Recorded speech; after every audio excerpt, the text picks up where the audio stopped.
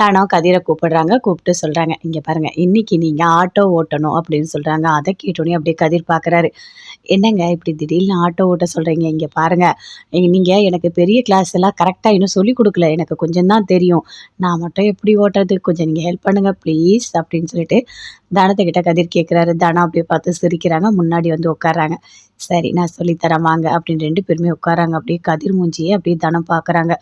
கதிரும் தனத்த பார்க்குறாங்க. 2 பேருமே சேர்ந்து அப்படியே ரொமான்ஸ் பண்ணிட்டு இருக்காங்க. "இங்க பாருங்க, நான் உங்களுக்கு சொல்லி தரேன்" அப்படின்னு சொல்லிட்டு ஆட்டோ ஓட்டிட்டே போறாங்க. வீட்டுக்கு எப்பவும் போல தனம் போறாங்க. போன உடனே அப்படியே வாசுகிக்கு கோவமா வருது. அப்படியே பார்க்குறாங்க. "ஏய்" அப்படின்னு கைய புடிக்கிறாங்க. தனத்தோட கைய புடிச்சுட்டு அப்படியே கத்துறாங்க. "அம்மா உனக்கு எவ்வளோ தைரியம் இருந்தா, நீ ராதிகாவ கைய முறுக்கியிருப்ப. எதுக்காக அவள அடிச்ச? ஏன் அவ கிட்ட போன?" அப்படின்னு வாசுகி அப்படியே கத்துறாங்க. அத பார்த்தோனே அங்கருந்து கதிர் வராரு. "அம்மா தனத்து மேலருந்து கையெடு, தனமா மேலருந்து கையெடுன்னு சொல்றேன். எடு கைய" அப்படின்னு சொல்றாரு. "டேய் என்ன நடந்ததுன்னு உனக்கு தெரியுமா? உனக்கு என்னடா தெரியும்?" அப்படின்னு கேட்குறாங்க. "இங்க பாரும்மா, நீ எதுக்காக தனத்தோட கைய புடிச்ச சொல்லு. அவ என்ன பண்ணியிருக்கான்னு பாரு. ராதிகாவோட கைய ரூம்ல அப்படியே முறுக்கி விட்டுருக்கா. இதெல்லாம் தப்பா இல்லையா?" அப்படின்னு வாசுகி கேட்குறாங்க. "தப்பு தான். ஆனா ராதிகாவோட கைய எதுக்காக தனம்மா முறுக்கி விட்டாங்கன்னு உனக்கு தெரியுமா? தெரியாதா? இங்க பாரு" அப்படின்னு ஃபோன காட்டுறாரு. ஃபோன அப்படியே பார்க்குறாங்க. பார்த்தா ராதிகா தாலிய கையில வச்சுட்டு அப்படியே சொல்லிட்டு இருக்காங்க. "என்னோட மாமா எனக்கு தான். அவரு கையால இந்த தாலிய நான் கட்டிப்பேன்" அப்படின்னு சொல்லியிருக்காங்க. "இதெல்லாம் எனக்கு தெரியாதுன்னு நீங்க நினைக்கிறீங்களா? இதெல்லாம் எவ்வளோ பெரிய தப்பு. தனம்மாவோட புருஷன். அவர போயிட்டு இந்த இந்த ராதிகா கல்யாணம் பண்ணிக்கணும்னு இவ்ளோ திமிரா சொன்னா யாருக்கு தான் கோவம் வராது? கோவம் வந்து அடிக்க தான் செய்வாங்க" அப்படின்னு கதிர் சொல்றாரு. அப்படியே வாசிக்க அமைதியா இருக்காங்க. எதுவுமே பேசவே இல்ல. "இங்க பாரும்மா, நல்லா தெரிஞ்சுக்கோ. ராதிகாவ ஏதாவது ஒரு மாப்பிள்ளைய பார்த்து கல்யாணம் பண்ணி அனுப்பிடு. இங்கலாம் இருக்க முடியாது. நான் தான் தனம்மாவோட புருஷன். தனம்மாக்கு இவ்ளோ கோவம் வருதுன்னா, அப்ப அதுல ஏதோ ஒரு காரணம் இருக்குன்னு உனக்கு புரியுதா? இல்லையா? இனிமேவாவது இப்படி நடக்காம பார்த்துக்கோ. தனம்மாவ இந்த வீட்ல யார் எது சொன்னாலும் கண்டிப்பா நான் வந்து நிப்பேன். நான் கேள்வி கேட்பேன்" அப்படின்னு கதிர் சொல்றாரு. "டேய் என்னடா உன் பொண்டாட்டி பக்கம் பேசிட்டு இருக்க?" அப்படின்னு சொல்றாங்க. "இங்க பாரும்மா, அப்படிதான் நான் பேசுவேன். நான் அப்படிதான் பேசுவேன். புரியுதா? எந்த பக்கம் தப்பு இருக்கு, எந்த பக்கம் தப்பு இல்லன்னு எனக்கு தெரியும். நீ போயிட்டு ராதிகாவ ஒழுங்கா அடக்கு. அவ பண்றது தப்புன்னு அவளுக்கு புரிய வை. இல்ல அவ வீட்டுக்கு அனுப்பி விட்டுரு. அவ இங்க வேண்டாம்" அப்படின்னு சொல்றாரு. அத கேட்டோனே வாசுகி அப்படியே போறாங்க. போயிட்டு ராதிகா கிட்ட சொல்றாங்க. "ஏய் என்னடி நடந்தது? அடிச்சத மட்டும் தாண்டி சொன்னேன்.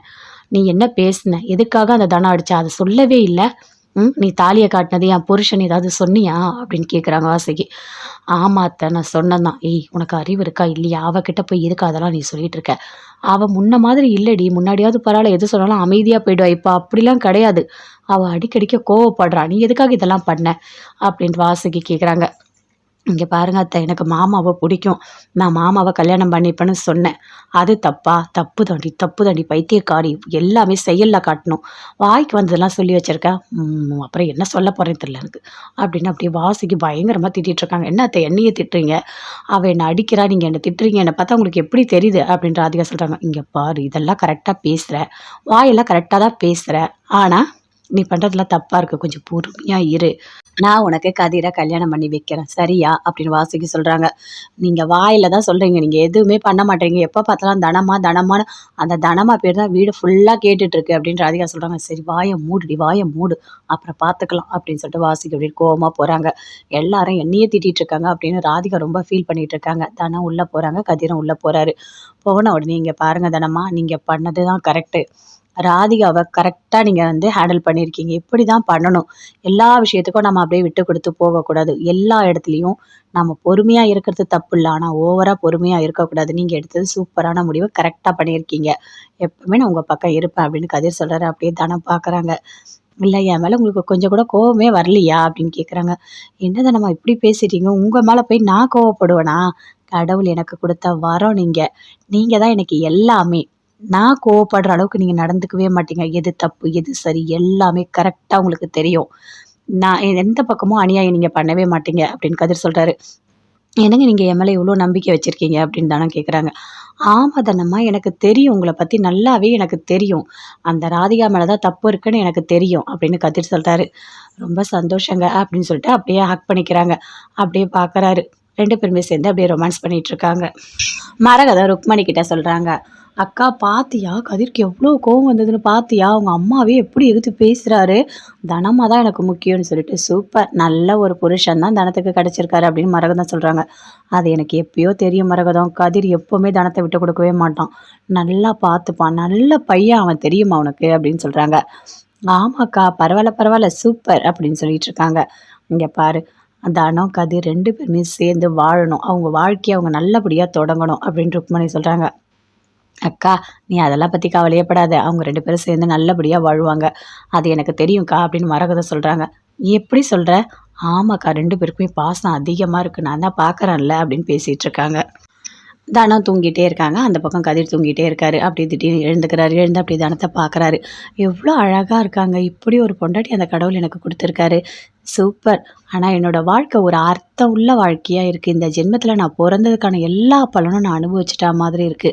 என்னோட பொண்டாட்டி இவ்ளோ நல்லவளா இருக்கா. நான் என்ன புண்ணியம் பண்ணனோ தெரியல. நிலா பாப்பா, தனம்மா இவங்க எல்லாருமே எனக்கு கிடைச்ச வரம் மாதிரி இருக்கு. என்னோட வாழ்க்கையும் ரொம்ப அழகா இருக்கு. ஒவ்வொரு நாளுமே நான் சந்தோஷமா வாழ்ந்துட்டு இருக்கேன். அதுக்கு காரணமே அந்த கடவுள் தான் அப்படின்னு சொல்லிட்டு கதிர் பயங்கரமா சந்தோஷப்படுறாரு. அதே மாதிரி எழுந்து எப்பவும் போல அவர் வந்து ஹோட்டலுக்கு போறாரு. அதே மாதிரி தனமும் எழுந்து தானா கதிர கூப்பிடுறாங்க. கூப்பிட்டு சொல்றாங்க, "இங்க பாருங்க, இன்னைக்கு நீங்க ஆட்டோ ஓட்டணும்" அப்படின்னு சொல்றாங்க. அத கேட்டோனே அப்படியே கதிர் பார்க்குறாரு. "என்னங்க இப்படி திடீர்னு ஆட்டோ ஓட்ட சொல்றீங்க? இங்க பாருங்க, நீங்க எனக்கு பெரிய கிளாஸ் எல்லாம் கரெக்ட்டா இன்னும் சொல்லிக் குடுக்கல. எனக்கு கொஞ்சம் தான் தெரியும். நான் மட்டும் எப்படி ஓட்டுறது? கொஞ்சம் நீங்க ஹெல்ப் பண்ணுங்க ப்ளீஸ்" அப்படின்னு சொல்லிட்டு தனத்துக்கிட்ட கதிர் கேட்குறாரு. தனம் அப்படியே பார்த்து சிரிக்கிறாங்க. முன்னாடி வந்து உட்கார்றாங்க. "சரி, நான் சொல்லி தரேன் வாங்க" அப்படின்னு 2 பேருமே உட்கார்றாங்க. அப்படியே கதிர் மூஞ்சியே அப்படியே தனம் பார்க்குறாங்க. கதிரும் தனத்த பார்க்குறாங்க. 2 பேருமே சேர்ந்து அப்படியே ரொமான்ஸ் பண்ணிட்டு இருக்காங்க. "இங்க பாருங்க, நான் உங்களுக்கு சொல்லி தரேன்" அப்படின்னு சொல்லிட்டு ஆட்டோ ஓட்டிட்டே போறாங்க.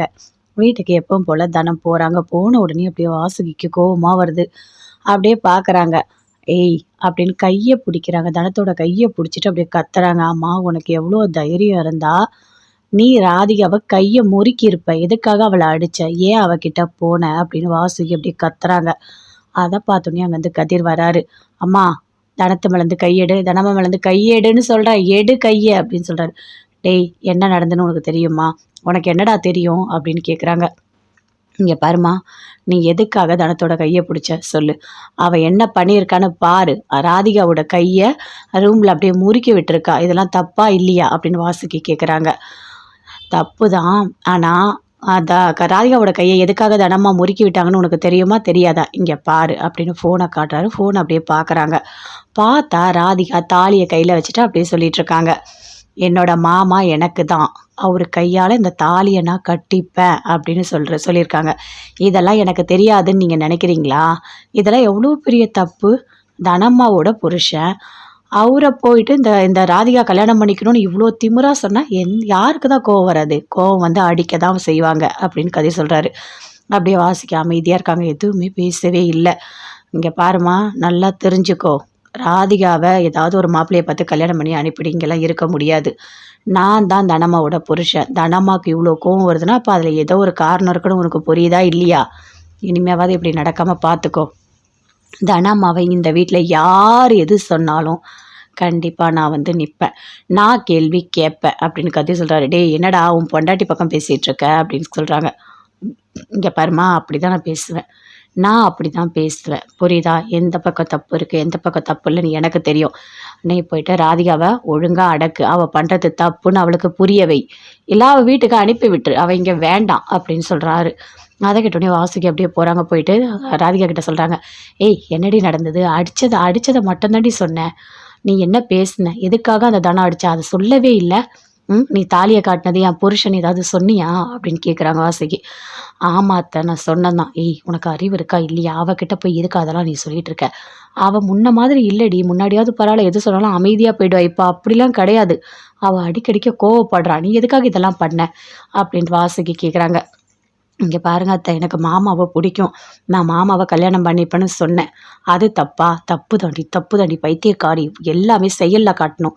வாய்க்கு வந்ததெல்லாம் சொல்லி வச்சிருக்க. அப்புறம் என்ன சொல்ல போறேன்னு தெரியல எனக்கு" அப்படின்னு அப்படியே வாசுகி பயங்கரமா திட்டிட்டு இருக்காங்க. "என்ன அத்தை என்னைய திட்டுறீங்க? அவ என்ன அடிக்கிறா, நீங்க என்ன திட்டுறீங்க. என்ன பார்த்தா உங்களுக்கு எப்படி தெரியுது?" அப்படின்னு ராதிகா சொல்றாங்க. "இங்க பாரு, இதெல்லாம் கரெக்ட்டா பேசுற. வாயெல்லாம் கரெக்ட்டா தான் பேசுற. ஆனா நீ பண்ணுறதுலாம் தப்பாக இருக்குது, கொஞ்சம் பொறுமையாக இரு, நான் உனக்கு கதிரை கல்யாணம் பண்ணி வைக்கிறேன் சரியா அப்படின்னு வாசுகி சொல்கிறாங்க. நீங்கள் வாயில தான் சொல்கிறீங்க, நீங்கள் எதுவுமே பண்ண மாட்டேங்க, எப்போ பார்த்தாலும் தனமா தனமான்னு அந்த தனமா பேர் தான் வீடு ஃபுல்லாக கேட்டுட்ருக்கு அப்படின்னு ராதிகா சொல்கிறாங்க. சரி வாயை மூடுடி, வாயை மூடு, அப்புறம் பார்த்துக்கலாம் அப்படின்னு சொல்லிட்டு வாசுகி அப்படின்னு கோவமாக போகிறாங்க. எல்லாரும் என்னையே திட்டிகிட்டு இருக்காங்க அப்படின்னு ராதிகா ரொம்ப ஃபீல் பண்ணிகிட்டு இருக்காங்க. தனம் உள்ளே போகிறாங்க, கதிரும் உள்ளே போகிறாரு. போன உடனே இங்கே பாருங்கள் தனமா, நீங்கள் பண்ணது தான் கரெக்டு, ராதிகாவ கரெக்டா நீங்க ஹேண்டில் பண்ணியிருக்கீங்க. இப்படி தான் பண்ணணும். எல்லா விஷயத்துக்கும் நம்ம அப்படியே விட்டு குடுத்து போகக்கூடாது. எல்லா இடத்துலயும் நம்ம பொறுமையா இருக்கிறது தப்பு இல்ல. ஆனா ஓவரா பொறுமையா இருக்கக்கூடாது. நீங்க எடுத்தது சூப்பரான முடிவு. கரெக்ட்டா பண்ணியிருக்கீங்க. எப்பவுமே நான் உங்க பக்கம் இருப்பேன் அப்படின்னு கதிர் சொல்றாரு. அப்படியே தனம் பார்க்குறாங்க. இல்ல என் மேல உங்களுக்கு கொஞ்சம் கூட கோவமே வரலையா? அப்படின்னு கேட்குறாங்க. என்ன தனம்மா இப்படி பேசிட்டீங்க? உங்க மேல போய் நான் கோவப்படுவேனா? கடவுள் எனக்கு குடுத்த வரம் நீங்க. நீங்க தான் எனக்கு எல்லாமே. நான் கோவப்படுற அளவுக்கு நீங்க நடந்துக்கவே மாட்டீங்க. எது தப்பு, எது சரி எல்லாமே கரெக்ட்டா உங்களுக்கு தெரியும். நான் எந்த பக்கமும் அநியாயம் நீங்க பண்ணவே மாட்டீங்க அப்படின்னு கதிர் சொல்றாரு. என்னங்க நீங்க என் மேல இவ்ளோ நம்பிக்கை வச்சிருக்கீங்க அப்படின்னு தானே கேட்குறாங்க. ஆமா தானம்மா, எனக்கு தெரியும், உங்கள பத்தி நல்லாவே எனக்கு தெரியும். அந்த ராதிகா மேல தான் தப்பு இருக்குன்னு எனக்கு தெரியும் அப்படின்னு கதிர் சொல்றாரு. ரொம்ப சந்தோஷங்க அப்படின்னு சொல்லிட்டு அப்படியே ஹக் பண்ணிக்கிறாங்க. அப்படியே பார்க்குறாரு. 2 பேருமே சேர்ந்து அப்படியே ரொமான்ஸ் பண்ணிட்டு இருக்காங்க. மரகதம் ருக்மணி கிட்ட சொல்றாங்க.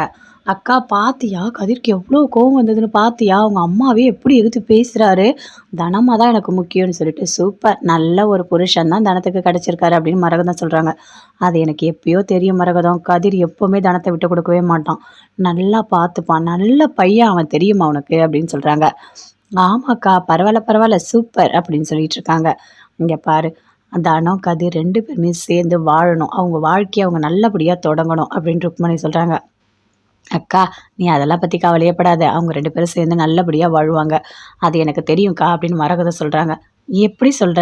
ஆமாக்கா, 2 பேருக்குமே பாசம் அதிகமா இருக்கு, நான் தான் பார்க்கறேன்ல அப்படின்னு பேசிட்டு இருக்காங்க. தனம் தூங்கிட்டே இருக்காங்க. அந்த பக்கம் கதிர் தூங்கிட்டே இருக்காரு. அப்படியே திடீர்னு எழுந்துக்கிறாரு. எழுந்து அப்படியே தனத்த பார்க்குறாரு. எவ்வளோ அழகா இருக்காங்க. இப்படி ஒரு பொண்டாட்டி அந்த கடவுள் எனக்கு குடுத்துருக்காரு. சூப்பர். ஆனா என்னோட வாழ்க்கை ஒரு அர்த்தம் உள்ள வாழ்க்கையா இருக்கு. இந்த ஜென்மத்தில நான் பொறந்ததுக்கான எல்லா பலனும் நான் அனுபவிச்சுட்டா மாதிரி இருக்கு. என்னோட பொண்டாட்டி எவ்வளோ நல்லவளா இருக்கா. நான் என்ன புண்ணியம் பண்ணனோ தெரியல.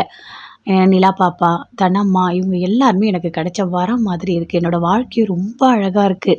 ஒவ்வொரு நாளுமே நான் சந்தோஷமா வாழ்ந்துட்டுருக்கேன். அதுக்கு காரணமே அந்த கடவுள் தான் அப்படின்னு சொல்லிட்டு கதிர் பயங்கரமா சந்தோஷப்படுறாரு. அதே மாதிரி எழுந்து எப்பவும் போல அவர் ஹோட்டலுக்கு போறாரு. அதே மாதிரி தனமும் எழுந்துக்கிறாங்க ஆட்டோ ஓட்ட.